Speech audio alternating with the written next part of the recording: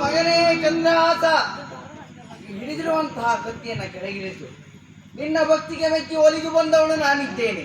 ನಿನಗೇನು ವರವನ್ನು ಬೇಕು ಕೇಳಿಕೊ ಮಗನೇ.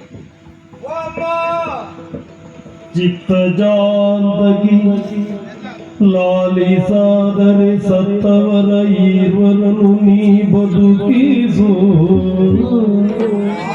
ಚಿತ್ತ ಜಾಂದಗಿ ಲಾಲಿಸಾದರೆ ಸತ್ತವರ ಈರ್ವರನು ನೀ ಬದುಕಿಸು.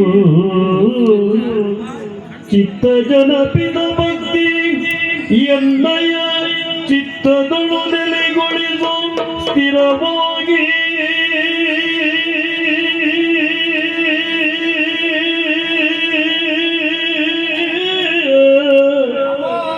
ಚಿತ್ತ ಜನಪಿದ ಭಕ್ತಿ ಎನ್ನಯ ಚಿತ್ತದಳು ನೆಲೆಗೊಳಿಸು ಸ್ಥಿರವಾಗಿ. ಜನನಿ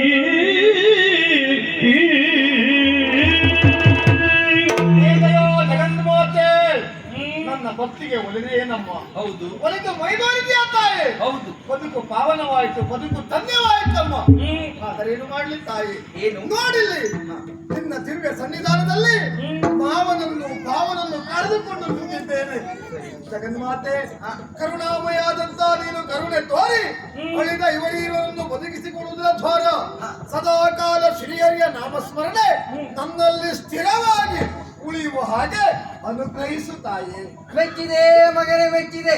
ನಿನ್ನ ಬದುಕಿಗೆ ಸದಾಕಾಲ ಕೆಡುಕನ್ನೇ ಬಯಸುತ್ತಿರುವಂತಹ ನಿನ್ನ ಮಾವ ಹಾಗೂ ಭಾವನ ಪ್ರಾಣವನ್ನು ಉಳಿಸಿಕೊಡು ಅಂತ ಕೇಳ್ತಾ ಇದ್ದೀಯ.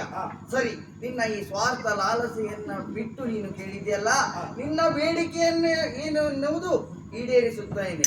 ನಿನ್ನ ಬದುಕಿನಲ್ಲಿ ಸದಾ ಶ್ರೀಹರಿಯ ಧ್ಯಾನವಂತಿರಲಿ. ನಿನ್ನ ಕೀರ್ತಿ ಎನ್ನುವುದು ಆಚಂದ್ರಾರ್ಕವಾಗಿರಲಿ, ಆಚಂದ್ರಾರ್ಕವಾಗಿರಲಿ.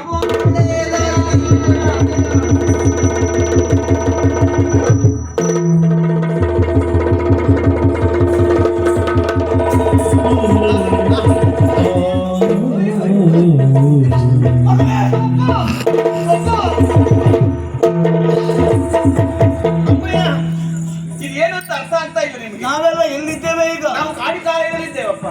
ಹೀಗೆಲ್ಲ ಆಗ್ಲಿಕ್ಕೆ ಕಾರಣ ಏನು ಮಗ? ನೀವು ಎಲ್ಲಿ ಹೋದ್ರಿ ಅಂತ ನೋಡುವುದಕ್ಕಾಗಿ ಓಡೋಡಿ ಬಂದಿದ್ದು ನಾವು ಈ ಕಡೆಗೆ. ಬಂದು ನೋಡಿದ್ರೆ ಏನು ಉಂಟು ಇಲ್ಲಿ?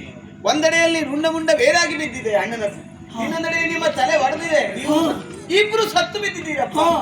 ನಿಮ್ಮನ್ನು ಬದುಕಿಸಬೇಕು ಅಂತ ನಾನು ಕೇಳಿಕೊಂಡೆ ನಮ್ಮವರಲ್ಲಿ. ಸತ್ತಿರುವ ಮನುಷ್ಯರನ್ನ ಬದುಕಿಸುವುದಕ್ಕೆ ಮನುಷ್ಯ ಮಾತ್ರದ ಸಾಧ್ಯ ಉಂಟೆ? ಇಲ್ಲ. ನಮ್ಮವರು ದೇವಿಯ ಮೊರೆ ಹೋದ್ರು. ದೇವಿ ಅಷ್ಟು ಸುಲಭದಲ್ಲಿ ಒಲಿಯುವುದಕ್ಕುಂಟೆ? ದೇವಿ ಒಲಿಯದೆ ಇದ್ದಾವಾಗ ತನ್ನ ಪ್ರಾಣವನ್ನೇ ಕೊಡುವುದಕ್ಕೆ ಮುಂದಾದರು. ಆ ಕಾಲಕ್ಕೆ ದೇವಿಯೇ ಮೈದೆಳೆದು ನಿಲ್ಲ.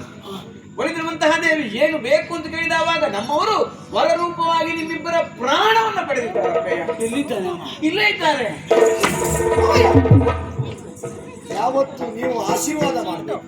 ತಡಿಗ ಆಕೆ ಮಾವ, ಇಷ್ಟು ವರ್ಷದ ಬದುಕಿನಲ್ಲಿ ನಾನು ಮಾಡುತ್ತಿರುವಂತ ಪ್ರಥಮ ಒಳ್ಳೆ ಕೆಲಸ ಇದು.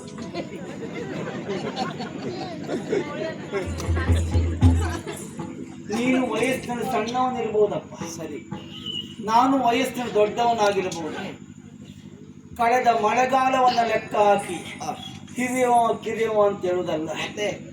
ಅವ ಎಷ್ಟು ಬುದ್ಧಿವಂತನಿದ್ದಾನೆ, ಎಷ್ಟು ಪ್ರಬುದ್ಧನಿದ್ದಾನೆ, ಅವನ ವ್ಯಕ್ತಿತ್ವ ಎಷ್ಟು ಎತ್ತರ ಮಟ್ಟದಲ್ಲಿ ಉಂಟು ಎಂಬುದನ್ನು ಲೆಕ್ಕ ಹಾಕಿ ಅವನನ್ನು ದೊಡ್ಡವ ಸಣ್ಣವ ಅಂತ ಹೇಳಬೇಕು. ನನಗಿಂತಲೂ ನೀನು ಎತ್ತರ ಸ್ಥಾನದಲ್ಲಿದ್ದೀಯಪ್ಪ. ಹಾಗಾಗಿ ವಯಸ್ಸಿನಲ್ಲಿ ಸಣ್ಣವನಾದರೂ ಹೃದಯ ಶ್ರೀಮಂತಿಕೆಯಲ್ಲಿ ನೀನು ಹಿರಿಯವ, ದೊಡ್ಡವನಿದ್ದೀಯ. ಹಾಗಾಗಿ ಕೈ ಮುಗಿದಿದ್ದು ನಾನು ದೊಡ್ಡವರ ಮಾತು. ನಾನು ಯಾರಿಗೂ ಮುಖ ತೋರಿಸ್ಲಿಕ್ಕೆ ಮನಸ್ಸಿಲ್ಲ. ಎಲ್ಲಾದ್ರೂ ಕಾಡಿ ಹೊರಟು ಹೊಸ ಬದುಕು ಈಗಷ್ಟೇ ಆರಂಭವಾಗಿದೆ. ಜಗನ್ಮಾತೆಯಿಂದ ಮರು ಜನ್ಮವನ್ನು ಪಡೆದವರು ನೀವು ಬೇರೆಲ್ಲಿ ಹೋಗುವುದು ಬೇಡ. ನಮ್ಮೊಟ್ಟಿಗೆ ಇದ್ದು ನಮಗೆಲ್ಲ ಅದೃಷ್ಟದ ಬುದ್ಧಿಯಾಗಿ ಸದಾಕಾಲ ನಮಗೆ ಸಿದ್ಧಿಯನ್ನು ನೀವು ಅನುಗ್ರಹಿಸುತ್ತಾ ಇರಬೇಕು ಮಾವ. ಸರಿ ಚಂದ್ರಹಾಸ, ಬದುಕಿನ ಬಹುಪಾಲನ್ನ ಕೆಟ್ಟದ್ದಕ್ಕಾಗಿ ಬಳಸಿಕೊಂಡೆ. ಇನ್ನು ಉಳಿದಿರುವಂತ ಅಲ್ಪ ಕಾಲವನ್ನಾದರೂ ನನ್ನ ನಾಡಿನ ಮಣ್ಣಿನ ಸೇವೆಗಾಗಿ ಬಳಸಿಕೊಳ್ತೇನೆ. ದುಷ್ಟ ಬುದ್ಧಿಯಾಗಿ ಬದುಕಿದೆ. ಬದುಕುವುದಕ್ಕೆ ಬೇಕಾಗಿದ್ದು ಬುದ್ಧಿ ಹೊರತು ಭಾವ ಅಲ್ಲ ಅಂತ ತಿಳುವಳಿಕೆ ಇತ್ತು. ಭಾವದ ಮೇಲೆ ಬುದ್ಧಿಯ ಪ್ರಯೋಗ ಮಾಡಿದೆ. ಅಲ್ಲ, ಇನ್ನು ಮುಂದೆ ಬುದ್ಧಿಯ ಮೇಲೆ ಭಾವಗಳ ಪ್ರಯೋಗ ಮಾಡ್ತೇನೆ. ನಾನು ದುಷ್ಟ ಬುದ್ಧಿ ಅಲ್ಲ, ಇನ್ನು ಸತ್ತು ಬದುಕಿದ ನಾನು ಈ ಕ್ಷಣದಿಂದ ದ್ರಷ್ಟ ಬುದ್ಧಿ ಆಗ್ತೇನೆ. ಹೆಚ್ಚೇನು, ಉಳಿದ ಶೇಷಾಯುಷ್ಯವನ್ನ